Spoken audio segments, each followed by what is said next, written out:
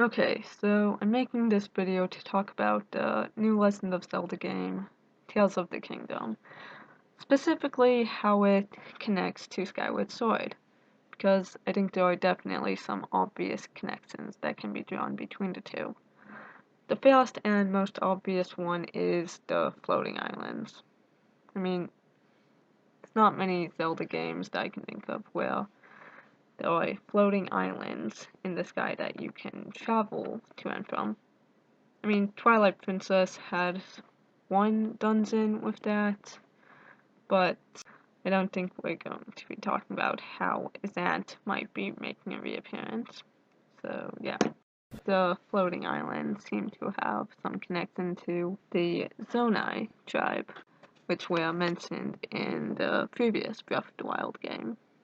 Well, in Skyward Sword, it had a connection to Hylia, Hylia being the one who created it.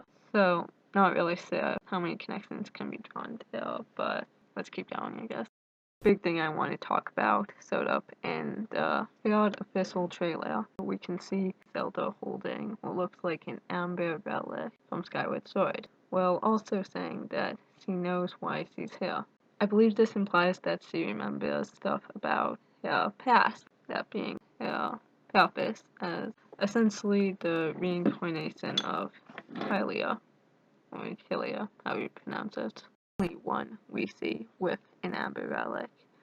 Another person appears in the trailer, this time wearing it as a necklace. She is dressed in a similar way as Zelda, with similar earrings and whatnot, and shoots a beam of light out of her hand of another of Hyrule's deities. Most likely one, I believe, would be Din out of three, and this is one that she bears most resemblance to. Relation on how some of Hyrule's deities could be coming back. Opens up the possibility for Hyrule's greatest enemies to come back. And of course, I'm talking about Demise, the King of Demons, bring stuff from her time as Hylia, or at the very least, events from Skyward Sword. Now, if this is the case, then it could make sense for Demise to become fully reincarnated, not just as Ganondorf, but fully reincarnated as the true King of Demons that we saw in Skyward Sword. Now, that's just speculation.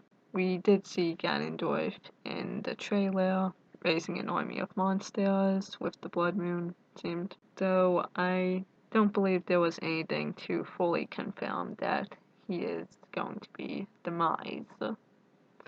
This is mostly the speculation drawn from connections to Skyward Sword and just other stuff, I guess.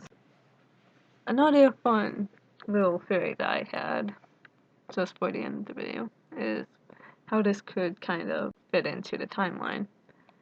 And that is that this actually is all a loop, and Tales of the Kingdom will be essentially the last game in the timeline, looping back around to Skyward with something of a reset where it all goes back to the beginning.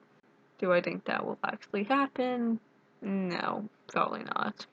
Especially since then they'd have to end the timeline there.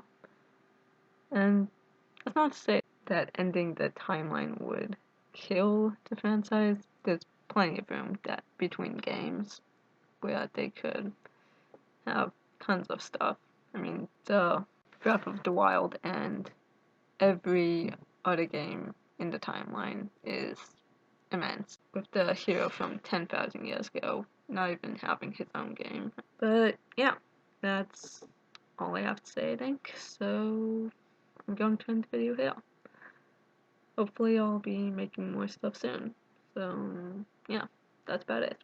Bye.